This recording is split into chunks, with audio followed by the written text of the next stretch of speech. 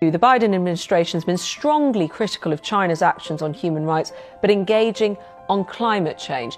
Do you see that as a strategy that can actually work? I'm not sure why BBC started with listing only China's human rights abuses. What about America's human rights abuses? The Iraq War, together with the UK, completely illegal and under false pretenses.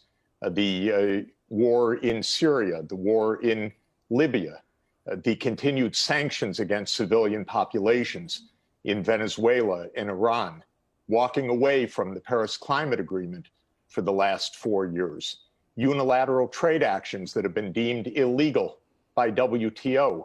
We have really serious human rights violations by the United States abroad, not to mention an insurrection on January 6th in our own country, not to mention the continued massive racism, white supremacism, and abuse of incarceration of hundreds of thousands of people in the U.S., Black, African-American people of color.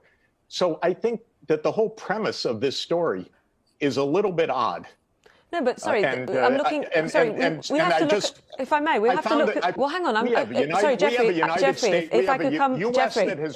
I'm hoping we can have a conversation. I'm hoping we can have a conversation. So you know, sorry, just to say. Always, excuse me for one moment. The U.S. always attacks other countries. It holds itself sacrosanct. It's really outrageous because I know what goes on in American foreign policy. And I know how abusive it is. And I know what it's like to live in a racist society, which I happen to do, where a significant part of this country is racist, followed a racist president who led an insurrection on the Capitol.